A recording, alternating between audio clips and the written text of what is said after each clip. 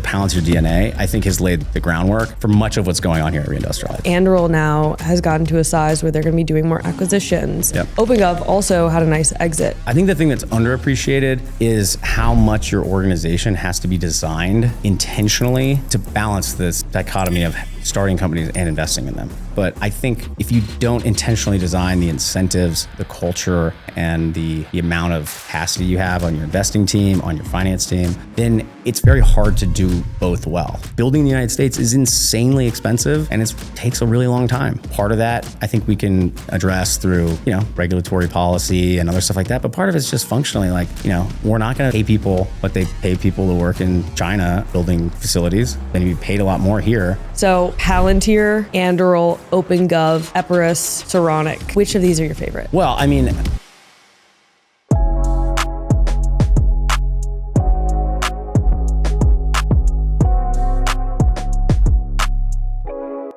Drew Oetting, welcome to Sourcery. Thank you for having me. This is a big day. We're at the Reindustrialized Summit. How are you feeling? Feeling great. Feeling patriotic and pumped up about all these companies that are here. I'm working on a bunch of interesting stuff. So I love this conference. It's the second year being here. It's great. What's the biggest thing you've taken away from the day and the programming so far? They do a very good job here of, one, having tons of startups, but then, a lot of people from our government. And I think that it's probably the biggest reality of this reindustrialization concept, I think, is that it's going to require the federal government and some state governments and startup companies to interact in a way that is probably hasn't happened in a long time. And I think startups are kind of a new thing for most startup founders to have to really think about. And it's definitely a new thing for a lot of folks in the government to think about, because startups have sort of a different set of challenges and playbooks that they're running than very large companies that the government's used to dealing with. So it's I think what's promising is that it seems like on both sides, there's a lot of collaboration starting. And you've seen this firsthand. It feels like 8VC is at the center of the American mission. You're doing a lot of work, of course, down in Texas. Joe is he's kind of a beast at podcasting. Yeah, he's a beast at a lot of things.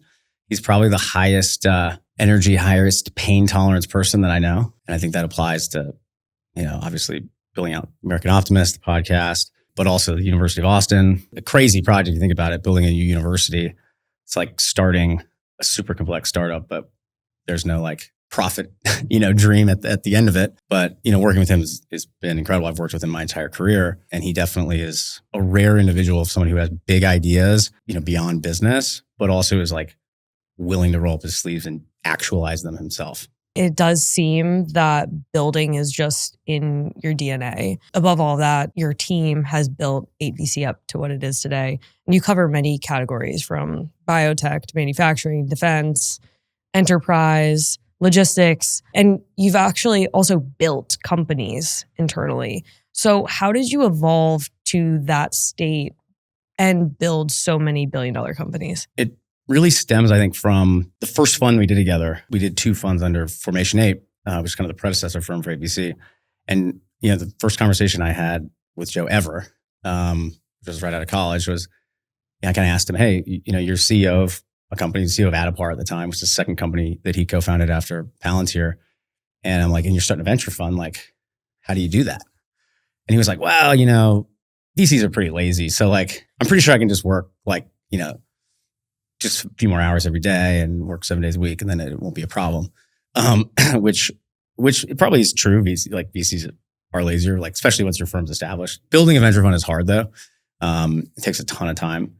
And so, Joe then replaced himself as CEO of Addepar and we began, building it up. And I think it started by the fact that when we went to raise our first fund, many of the people that were took a bet on us were betting on really Joe's entrepreneurial track record. And maybe less, he had been an incredible angel investor, but had not institutionally managed a venture fund before. And so I think that was kind of the real ticket to the dance that we had. And we kind of kept coming up with ideas for companies in addition to investing in companies. And they sometimes popped up through problems we had. I had to manage Joe's network when as his chief of staff. And so we ended up starting Affinity, which is, now the leading CRM for, venture and kind of growth equity investors. We started 2 more companies off problems we had, Anduin and Standard Metrics. We co-founded. And then we also started seeing folks who were at 8VC that maybe were not really there to be investors for the rest of their life. And they started becoming obsessed with ideas and then starting companies. So we had Nate Baker, who had been working with us as an intern and then as, an associate. And he was just obsessed with title insurance and talked about it all the time. Eventually it's like, listen, there's not that many technically brilliant and, sort of charismatic and people who could, someone who can go recruit a bunch of their friends who is 23 or whatever and obsessed with title insurance. So you got to build a company. And so there were these early sort of data points that suggested that, there was something beyond just a traditional venture model for supporting entrepreneurship.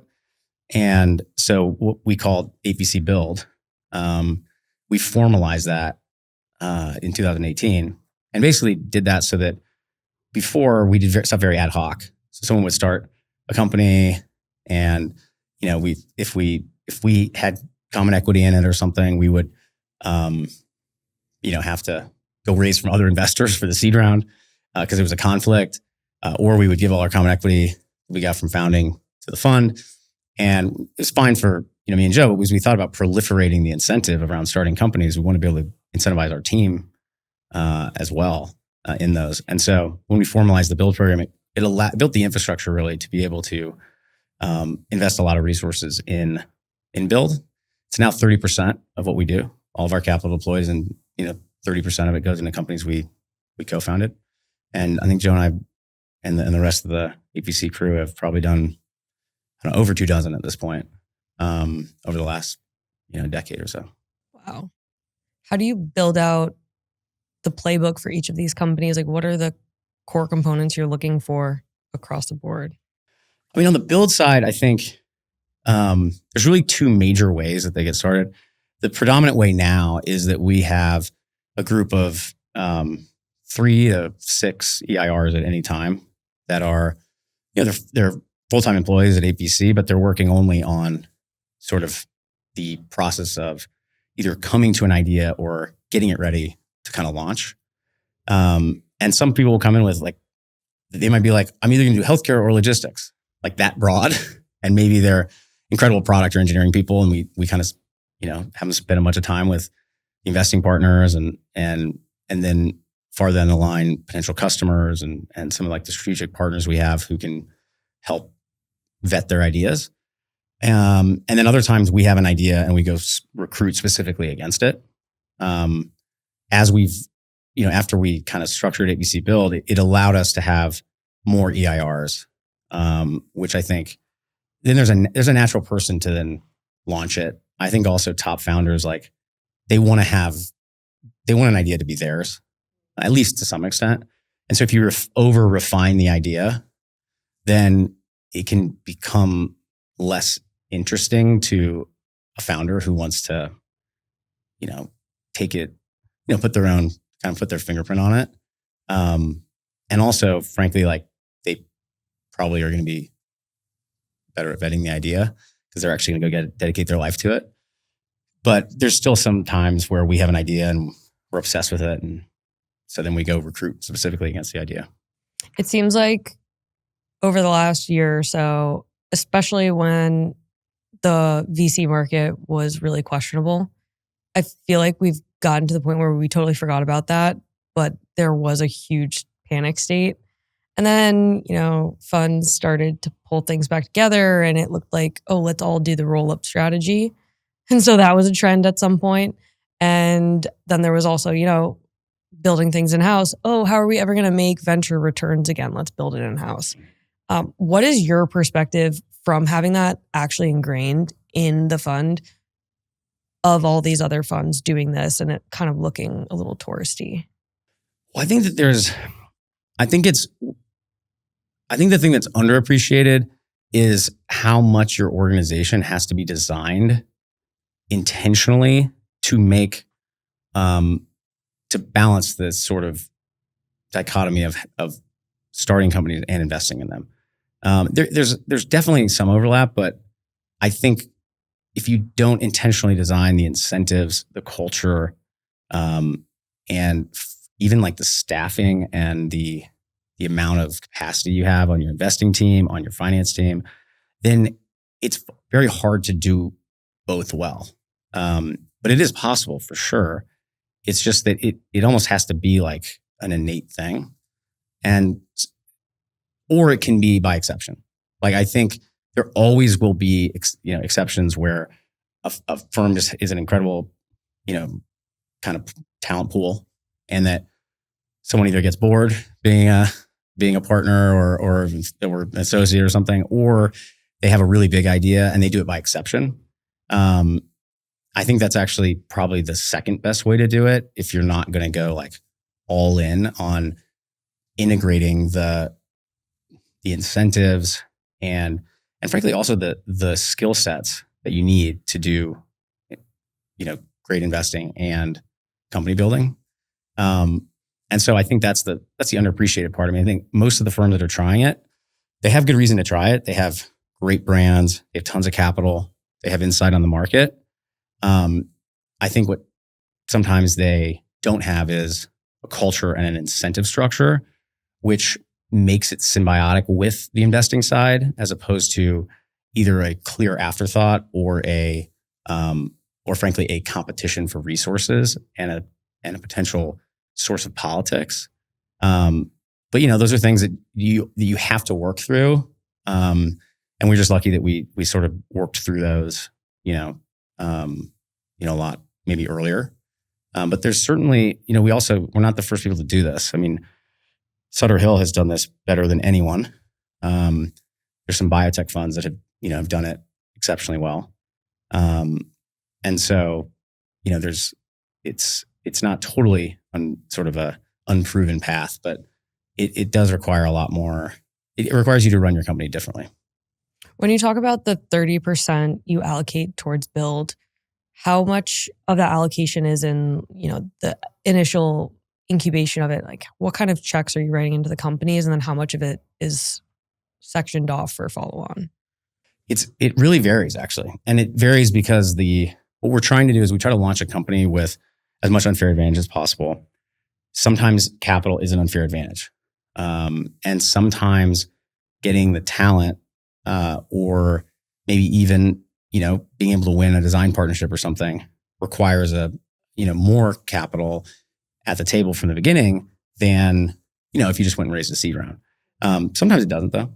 And so, the initial check size for us is like, it's probably 3 to 4 million on the small side and maybe 25 to 30 or 40, the bigger side. And then there have been times where we also found these companies with other firms that put capital work, whether they're strategics or they're other investing firms. And in those cases, sometimes those first rounds are larger, but we're still, check size for us is still usually kind of in that range. I want to talk deeper about the portfolio because you guys you have so many fun names. So many fun names. We're at Reindustrialized, so I'll keep it categorically perfect bounded. Okay. So Palantir, Anduril, OpenGov, Epirus, Saronic. Which of these are your favorite? Well, I mean, I think it's hard to have favorites, right? Because it's like it's not like, there's a lot of different things to prioritize, right? Are you talking about in terms of name or are you talking about in terms of? It's a trick question. Everyone hates that question, right? Yeah. I want to talk like a little bit more about them in terms of the impact that they have on the industry. Of course, they're seismic companies. They've made a real difference, especially Palantir. It's public. It's huge. Anduril now has gotten to a size where they're going to be doing more acquisitions. Yep. OpenGov also had a nice exit. So all of these, they're substantial companies. So maybe just pick one or two and kind of like break it down a little bit more. Well, Palantir really predates predates me. So I'll put that aside. And obviously it's a huge public company now. So I don't know much about it, but it's a super important company. And the reality is also the Palantir DNA, I think, has laid the groundwork for much of what's going on here at Reindustrialize. I think between Palantir and SpaceX, they really, one is that is a talent pool that a lot of folks draw on when either they want to sell to the federal government or when they want to build physical infrastructure and scale it. And so I think those companies are, really important. And so Palantir, the DNA from there has led to a lot of our built companies and our investments, frankly. But in terms of, I think OpenGov is probably the on a relative basis, like I think having like a nearly $2 billion exit for state and local government software is like probably equivalent to like a Palantir type outcome or something. Just it's so impressive having watched Joe and CEO Zach Bookman build that company, because I was on the first sales calls, when they won Palo Alto, and it was like, whoa, yeah, it's so cool. We got the first customer. And then you start like doing the math of like how many customers they need to get and to make it a viable business. And you just think, wow, this is gonna be really hard. And it was really hard, but they really did it. And I think, so it's now growing, even faster than ever, after the acquisition. So it's impressive because I think it highlights that in a place that every VC in the world, like, oh, GovTech, maybe you could do federal, but like, are you really going to do state and local? Is this sort of very dismissive view of it. And yeah, it's probably harder than building like the average vertical software company. But I think it goes to, I think, like I mentioned, Joe's pain tolerance, his vision for things that other people, might just not ever want to touch. And so I think it holds like a special place for me, because I think it's such a testament to, I think, that determination and that drive, even if it's not the biggest company. I think Saronic's also it's a more recent one. Probably it's one of the first companies we did from build in Austin after we moved there in late 2019. And the founders are just amazing. Dino, the CEO, Navy SEAL, and you always kind of, know that they're going to be great leaders and calm under pressure, but, have huge ambition. But you see it up close and like see how it's manifested in the company culture and the way they operate. It just like confirms that. And I think it's something that you can intellectualize, oh yeah, of course Navy SEAL is going to be a great leader. But like, you see it and you're like, whoa, this is like really special.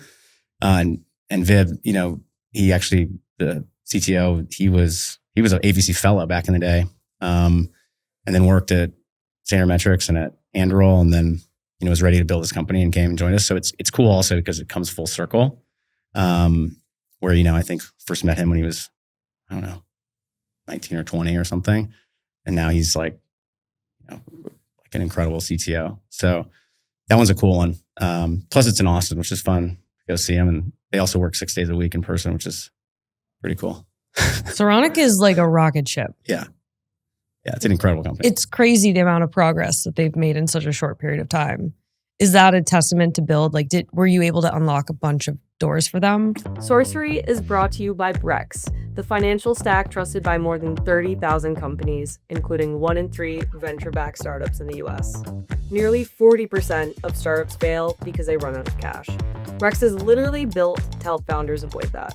Unlike traditional banks that let your money sit idle, chipping away at it with fees, Brex is designed to help you spend smarter and move faster. Their all-in-one solution combines checking, treasury, and FDIC protection into one powerful account. You can send and receive money globally at lightning speeds, get 20 times the standard FDIC coverage through their partner banks, and even high yield from day one. With same-day and even same-hour liquidity, access your funds anytime.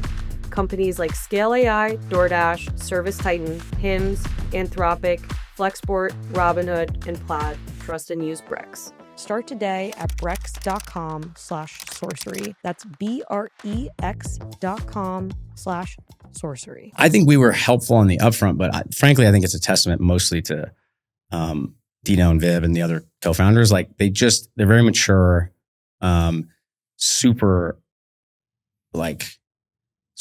present and sort of patient, but also intense, which is kind of rare in founders. Like I tend to usually see like founders that are really intense, like are very extroverted, like very manic almost. And then you have also like, the founders, especially on the technical side, that are maybe more like really deep thinkers, but much more sort of introverted. And they all kind of have like this mix between like the best of both worlds, which I think just like means there's a lot less just noise. It's incredibly impressive to kind of see it. For those that don't know what Saronic is, could you share a little bit on? Yes. I mean, Saronic is building basically the autonomous future of the Navy. So they're building autonomous surface vessels for naval reconnaissance, logistics, payload delivery, ranging from, much smaller form factors all the way up through much larger ones. And a big part of that, which has been a big topic here at Reindustrialization, is shipbuilding capacity. And so I think not only, is Saronic's ambition to deliver these autonomous boats, and there's a huge amount of work that goes into the software and the communication protocols and material science and stuff to make a naval vessel autonomous. But the other thing is figuring out how to build ships in the United States again, which is an area that we probably have, the fallen behind the most in terms of our capacity. And that's on the defense side, but also on the commercial side as well.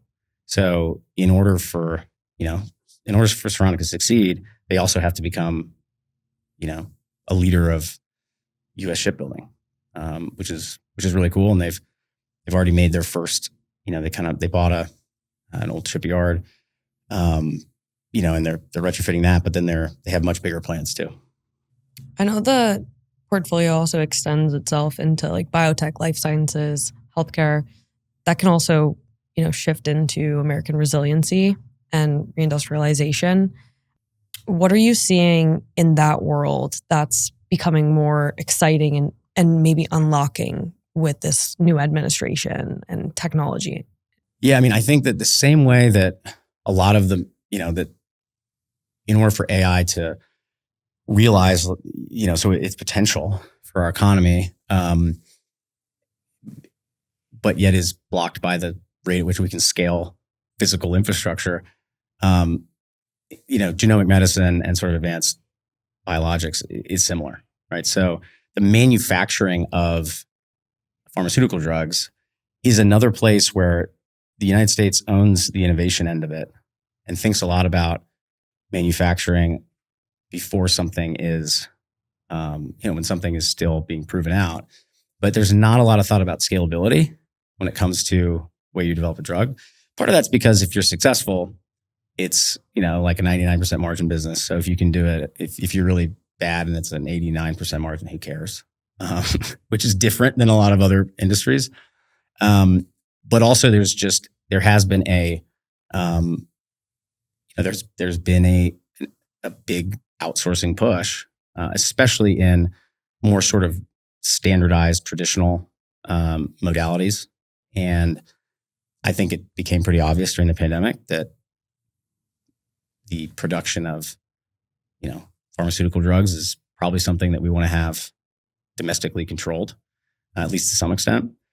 And so I think, in some ways it's the hardest place to innovate from a manufacturing perspective because there are such stringent regulations, and the FDA and the way that they sort of monitor and evaluate quality of manufacturing is a very static process, sort of evaluation. They don't like lots of, sort of continuously improving systems necessarily. But I think that's changing. And then I think the other big thing is just that in life science, these facilities are incredibly expensive. They require huge amounts of labor that needs to be there, whether there's a commercial project or not.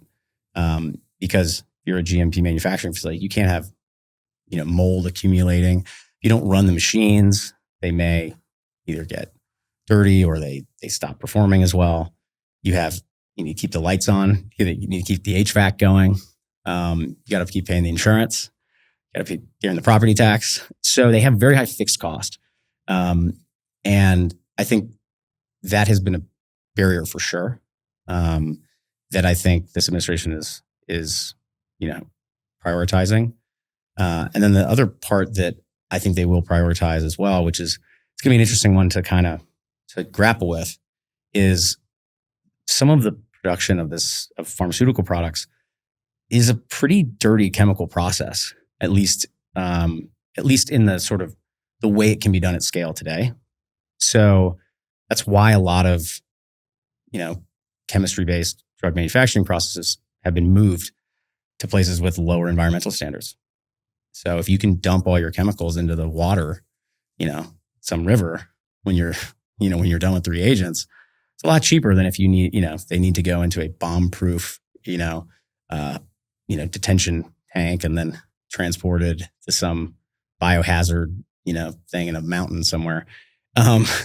And so I think that's going to be a decision we need to make. Either we're comfortable figuring out ways to reduce that burden from, frankly, just environmental regulation, and deal with the trade-off of that, which is that there may be some sort of cost to it, or we have to invest really aggressively in new technologies that right now are not necessarily commercially viable, even if they're technically viable, because pharma companies are rationally incredibly averse to switching their process, because they've already, they make tons of investments or acquisitions across all these different sort of binary bets. You get one that works, you don't want to have to go deal with changing the way you're going to manufacture that, because, and there's so much money that was invested and so much money at risk once you have something that's commercially viable, that the current way that both the regulatory and the sort of market dynamics are, it's really tough to get a new technology into an existing set of programs. And I think that's one way that you could accelerate these things would be, if you want these sort of cleaner, more innovative, like enzymatic approaches to making certain drugs, I think you're going to have to ration with that. And I think there's a role for the government on that. There's also probably a role, frankly, for the pharmaceutical industry to, do they really care about making stuff in the US or not? So crazy. Yeah, it's tough. I mean, the good news is that I think in the pharma world, many of our allies have capabilities. There's, Europe has significant capabilities. Japan, India has a huge amount of manufacturing, and I think India will be hopefully a really important ally for the United States going forward. But, we do want some capabilities here, especially, at least enough that we can, use them in the event of another pandemic, or frankly, just because these are pretty good jobs. They pay actually really high for manufacturing jobs.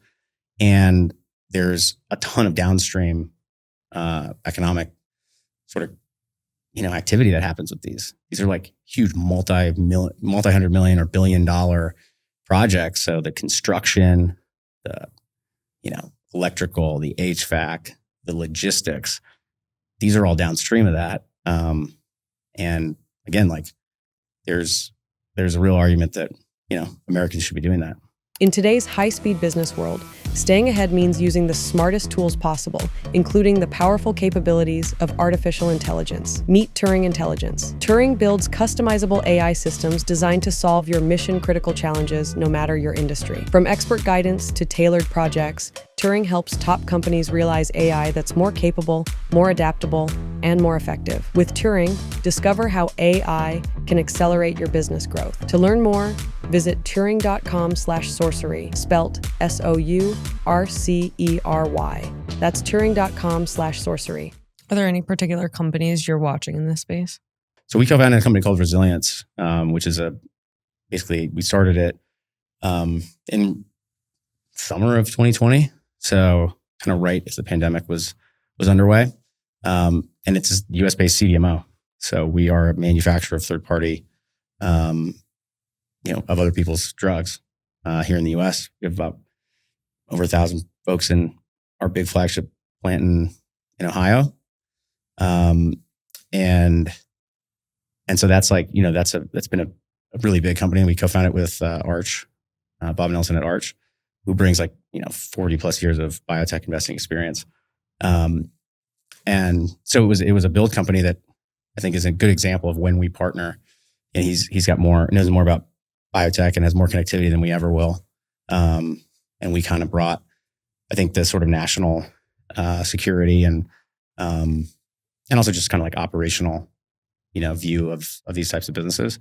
I also think there's the problem with biotech right now is just that the sentiment is very low. The kind of isn't weird, kind of despite like actual outcomes, both clinical outcomes, but also M&A. I think that's because it's very hard to understand. Companies go public way too early. And so the stocks go up, and if everyone's happy and interest rates are zero, and then they are the first thing people sell when they're like, I have no idea what this actually is. I bought it because it sounded cool. And there's not that many people who can understand it, who also can invest in like a $500 million market cap company. So, you see the stock fall, and then people just, sentiment sort of turns. And I think that's too bad. I mean, I think we're sort of obsessed with this idea right now of like lean biotech, which is really the idea of like, how do you get as much done with as little money as possible, which seems obvious. Like that's like what startups are always trying to do. Biotechs, like by and large, don't necessarily think that way all that much. And there's ways that now that, I think under the new administration, the FDA is encouraging even more to reduce the cost of getting human data, which is really where value is created in life science. And so I think that unfortunately, the sentiment really does drive how much innovation you can do on the manufacturing side of things, just because, the manufacturing companies and also just bioprocessing and new tools for developing life science companies, their customer base is biotech. And so, and then their source of capital is VCs. So, sentiment does matter a lot, but I'm incredibly bullish on, I think there's going to be almost as much of a change in like the way that our economy and our lives work from genomic medicines as from AI.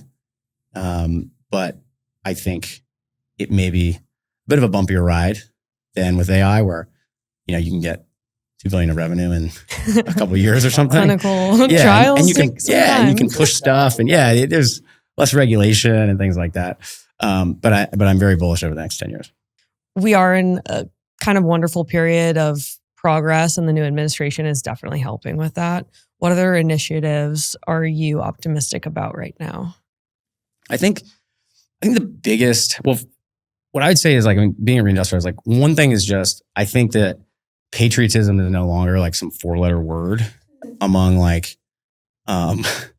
maybe among like coastal elites. I mean, I don't think it really ever, regardless of political affiliation, I think I grew up in Iowa. I think everyone flies American flags regardless of what party you voted for.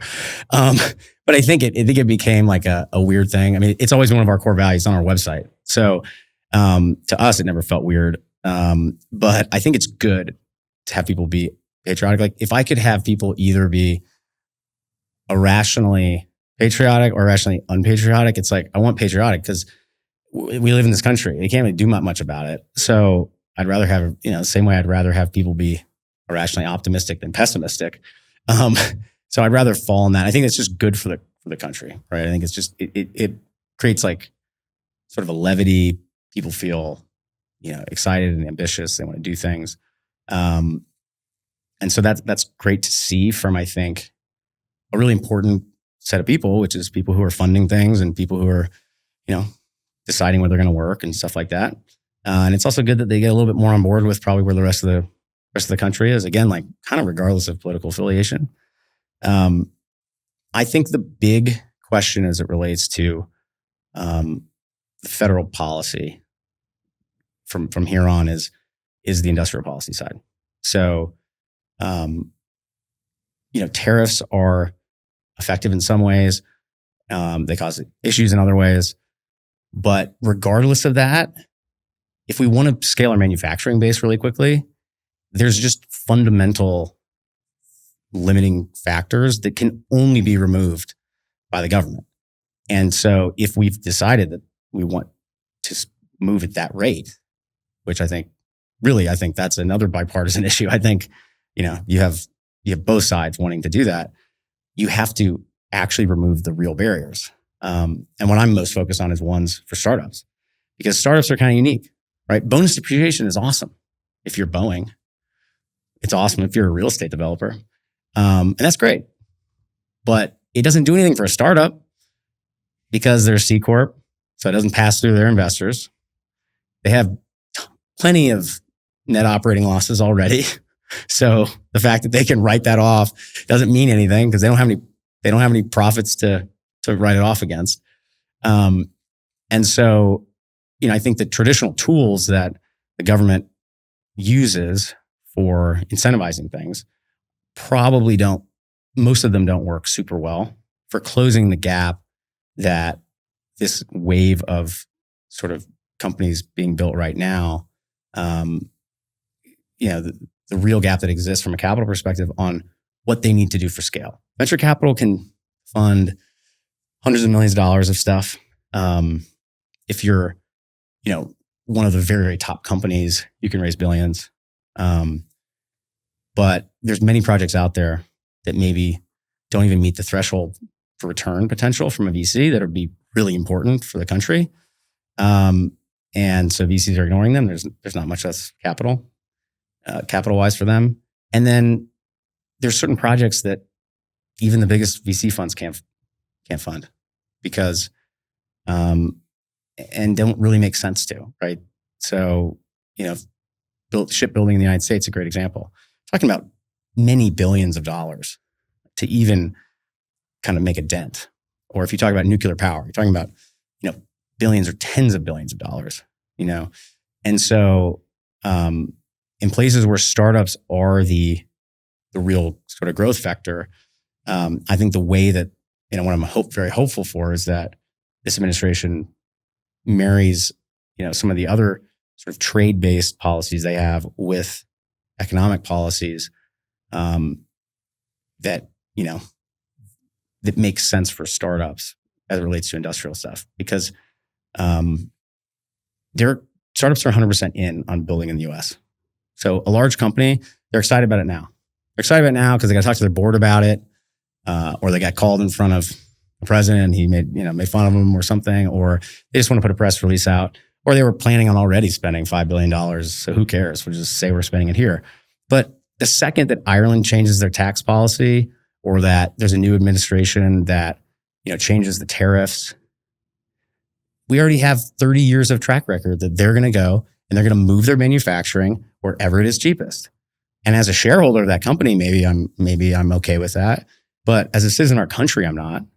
And so when our industrial policy is designed, it needs to take that into account and build for and be built for the companies that are all in on the United States and have no other choice. We're not going to build our fill finish facility in any other country at Resilience. We are 100%, we're more than 100% all in that facility, right?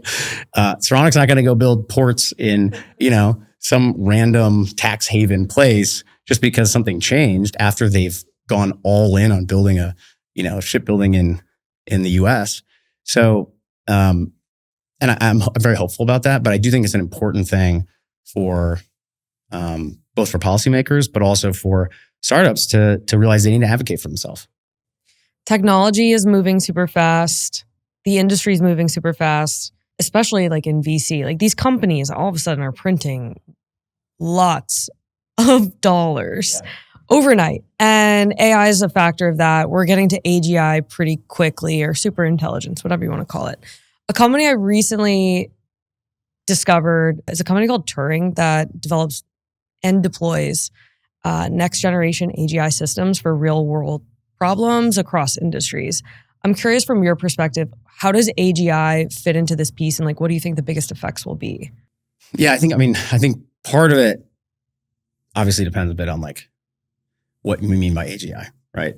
So like, I will assume that what we mean by AGI is not like truly an omnipotent, like sort of digital being, because I frankly think that's a religious conversation. Like, I just think there's not really any distinction between the types of, basically between theology and a discussion about something that is truly like a, like a superior intelligence. And so I don't really worry about it much. Like, either it will delete me or like, me and my fiance's German Shepherd has a great life. So I'm happy to be the pet to some, incredible superhuman, as long as I get to, play golf all day or something, whatever it would have me do. So I kind of don't worry about that. Instead, I think about AGI more as like where you could have a system which could go into a variety of different application areas and very quickly, effectively process mine them and understand them without lots of human or any human sort of direction. And so I think, what that looks like is, I think it is a pretty big leap forward. I think what you see right now is basically people building tons of vertically specific intelligences that I still think have a fair way to go, but are like rapidly progressing. And so I think once you see an AI, product that can rapidly change like what it's capable of doing and without needing to like be directed by the person, I think that's like where, that's like, to me, what like AGI would be functionally. And I think it's going to have pretty profound impacts on some places. I think the way it touches the physical world is actually going to be take much longer. Like I think that a lot of these systems are going to be really good at basically like internet people stuff, because that's what they're trained on, and that's who's training them, like, so obsessively now. So like software engineering, like for sure. I think Excel work and, a lot of legal things, a lot of accounting. Those are probably the things and then obviously, call centers and other stuff like that. I think it's gonna be a massive productivity gain, at least for the next 20 years.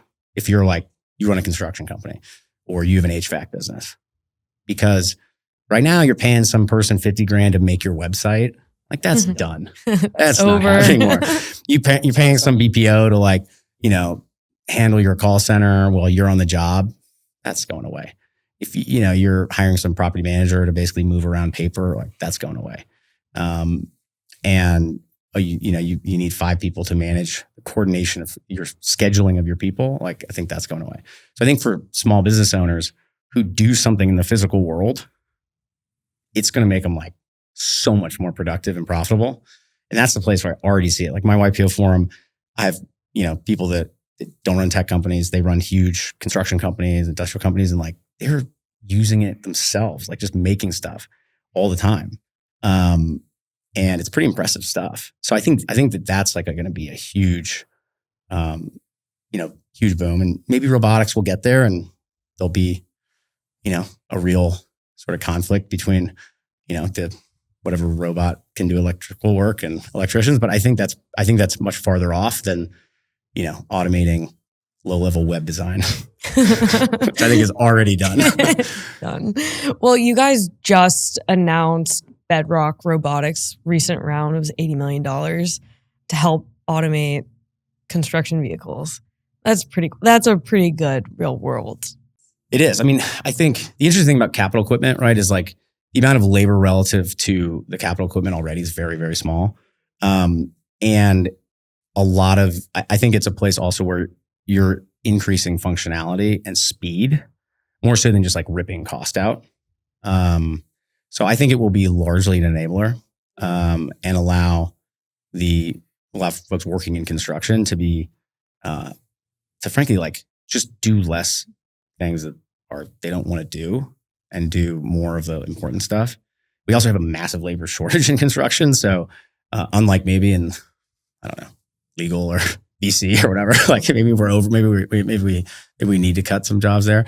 But I think that, listen, like building the United States is insanely expensive and it takes a really long time. And part of that, I think we can address through, regulatory policy and other stuff like that. But part of it's just functionally like, we're not going to pay people what they pay people to work in China building facilities. So people need to get, rightfully so, they need to be paid a lot more here. So we're going to have to invest heavily in systems and hardware that make people way more efficient. It's the only way to actually do it without just, spending 50% of our GDP on construction each year, which probably is where it would have to be if you were, extrapolating on our current cost structure. Love premium merch just as much as we do? That's why Sourcery uses Fourth Wall. Everyone from creators like Marcus Brownlee to podcasts like Acquired to orgs like the Smithsonian Institute are using Fourth Wall. They let you create and sell premium products without having to stress the details. They handle everything from production, shipping, customer support, taxes, even giveaways. When it's time to level up and make gear that people are actually proud to wear, that's when it's time to use Fourth Wall. And that's why we've trusted Fourth Wall for all of our brand wear at Sourcery since day one. Use my link in the description to get free credits for your first order. And for any VCs, DM me on X, and I can get all your portfolio companies set up with a free samples credit deal. One of our partners is Brex, and they help companies of all sizes, from startups to enterprises, spend smarter, move faster, be super capital efficient. As you think about these companies scaling over time, what are the levers that you pull on for whether you want to go for growth or go for profitability? Like, what are you looking at? I think that it's hard to well, I'll use the example because we're here at Reindustrialize. So I think capital allocation is probably something that's been under talked about in startups for a generation because software largely had pretty obvious capital allocation frameworks. And it became much more obvious. So even if it wasn't obvious in 2012, like that you should think about your CAC to LTV or whatever, like it became very obvious very quickly. And so there was kind of these playbooks. And I think part of the other reason that, wasn't thought about all that much is because your biggest source of spend was on engineering, and then it switched to sales. And during the engineering time, you're just like building quickly and, shipping product, and that's sort of the productivity. And then you get to sales, and salespeople are really managed based off how much money they bring in. So it's kind of easy to do. And so, it's not the most complicated capital allocation. When you're building physical infrastructure, it's totally different because the check sizes you have to write without any feedback are huge. To build a facility, you can't build like 1/1000th of it and be like, ooh, like it's working. Like, let's do more. I mean, you might be able to modularize some, but there's really long lead times on equipment. There's lead times on labor. So if you're too incremental, then you just built a facility that's uneconomic. Whereas if you're a software company or an e-commerce company, you can change your capital allocation to your different sales and marketing channels. You can do that algorithmically at the most atomic unit you want. So you now have a whole set of companies where a huge part of being the founder is thinking about capital allocation because you may be betting the farm when you you build your first facility. And so it definitely changes the way that I think about the way startups should manage growth and profitability because they get fewer shots on goal in making these big bets with less data. And so it's about de-risking that. So how do you do that? Well, like with resilience, one thing we learned, which is going to sound very obvious, but early on we took a little bit of like, if we build it, they'll come strategy. That's a bad idea. It's much better to buy or invest in a facility alongside a customer who has either already signed or who has given so much demand signal that they need what you are about to build and has clarified the economics so you can do the analysis. Similar with, I think in defense, like you're not going to get perfect demand signal early on, but paying attention to what, the people who run the various parts of the DoD are saying that they want and the processes that have been defined and, is their budget allocated? Those things become really, really important, because if you build something, before there's any demand signal and then there's no demand, you've sunk hundreds of millions of dollars that you're not going to ever be able to recover. So I think it changes it a lot for startups. I think they're very aware of it. You hear so much more conversations around capital allocation, around cost of capital, around, I think one thing that we're very, excited by and trying to do in various ways is to create new financing structures for these companies when they need to go build a shipbuilding port or they need to go build, a bunch of manufacturing space, because there's a big gap between using venture capital and the private credit markets that are more traditional and sort of profit oriented. And there really needs to be basically infrastructure financing or project financing for growth stage businesses that's a little bit more willing to take risk. And so I think it's a huge part. And frankly, like, you just have a lot less margin for error. Now that being said, you also, once you have it built and successfully, you usually can get tons of operating leverage on it, because you might be able to do $2 billion of annual revenue in a facility that costs you 200 or 300 million. But the fixed cost of it might be 50 or 75 million a year. So at 0%, you're burning tons of money. And at 100%, you're printing cash. It's just like a different philosophy of business than most startups are used to. That's a great answer. That was probably one of the best answers I've gotten for a while. Well, it's good. It was long, so I'm glad it was good. Super helpful. Yeah, no, I think that's going to be great. As we wrap up, we have to do the very fun segment. Okay, you ready for this? I'm ready. This is going to be a rapid fire, hot, spicy question answer round. Okay, I might throw in a curveball. Who knows? Okay, so currently there's an 18% chance on Kalshi that Trump brings back manufacturing. What's your take on this? How are they defining the resolution of that? That is a really good point. You always have to read. It's important these days. You have to read the fine print. Yeah. Let's see. If the value added by manufacturing to GDP in Q4 2028 is at least 13.1%, then the market resolves to yes. What is it today? The first quarter of 2025, manufacturing accounted for 9.7% of total US GDP. I think that the Trump administration will make a big dent on that. That will improve, but I don't think it'll hit 13.1%. When will the next US recession start? We could be in one now, for all I know. Like, I would say in 2 years or 3 years would be when probably the like, as per whoever comes up with that, the Fed or whatever says that we're in a recession. I think we are in a reckoning right now that's like kind of being held in stasis, but there's going to be some resolution to it, I think.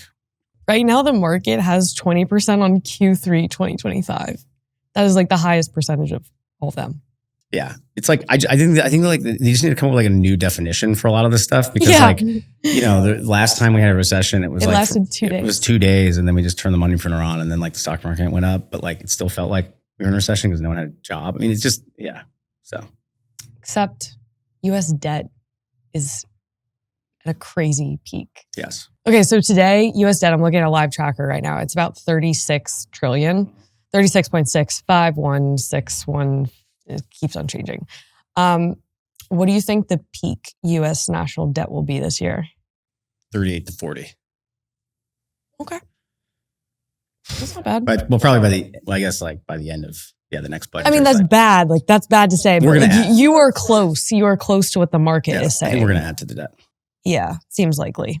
I mean, if we want to do all this industrial policy stuff, like, there's going to be some short-term adding to the debt, because it's either going to come through reduction in tax revenue, or it's going to come through government outlay into stuff. I mean, so what is your take on this? Because of course, there's a lot of backlash with Elon and Doge and that sort of thing. Some other people are saying, oh, this is going to happen, but AI is going to unlock so much productivity and like capital gains, profit, that it'll help wipe it away. Do you think that will actually help mitigate the amount of debt that we've racked up? Or are we just going to say, all right, let's move on? I believe over the next 20 or 30 years, it will make a huge difference, yes. I just think in the short run, there's investments that need to be made to realize that. And I think that, the way that our system deals with that is by adding to the debt. There's other ways to deal with it, but I think that I don't think there's the political will to take the type of measures we need to take to both make those investments and reduce the debt in the short run. Do you think humans are going to colonize Mars by 2050? I would say we'll be on Mars by 2050. I don't think we would. Colonize maybe is depends what that means, but I think there will be a human on Mars by 2050. So maybe that's a no. I don't know, but I think they'll be there. There's an 11% chance right now. I don't know if it'll be humans. It might be humanoids. Oh, yeah. Definitely. That's probably even higher, yeah. I'm going to save the best for last. Will the U.S. say that aliens exist this year? Yes. Yes? Yeah. What do they have it at? 5%. 5%? Good. Yeah. It's a contrarian bet. You have a lot of upside. I got tons of upside. I'm not convinced that the U.S. government hasn't already said that and that it just was buried somewhere and we just didn't notice. You guys, I feel like you have more UAP sightings in Austin in that area too. Yeah, there's some, yeah. I think there's just tons of sightings of stuff. So I don't know. It's also just fun to imagine. Yeah. I have a good friend in Austin and he goes to a lot of political, kind of fundraisers, people trying to raise money. And the only question he asks them is, what is your opinion on aliens? And I think it's actually the best question to ask a person running for office. Because one, if they are like, I'm going to get back to talking about abortion policy, you're like, dude, you're not fun at all. I want to hear about the aliens. But two, it's one of the things that everyone imagines when they're going, if they were a kid and they're like, if I was president one day, first thing I'd figure out is if there's aliens. So if they have energy around it, you're like, okay, yeah, this person's like a real person. They're not like some NPC political drone. They're a real one. Yeah. Look, if we're not going to get the Epstein files this year, at least give us the aliens. I know. That's what I think. They need to release something. So release something. So I'll take the bet. I got a lot of upside on that. Okay. Yeah. Well, Drew, this was so much fun. Yeah, this was great. Thank you for taking the time and being a huge supporter of reindustrialization. Yeah. Thank you so much for having me on here. Hey, it's Molly. If you enjoy our interviews, check out our newsletter, Sourcery.vc, where we deliver a once-a-week top deals and tech headlines email, and also go deeper on our podcast interviews. Subscribe to Sourcery today. And don't forget to subscribe to the podcast on YouTube, Spotify, Apple, or wherever you listen. Link in description to sign up.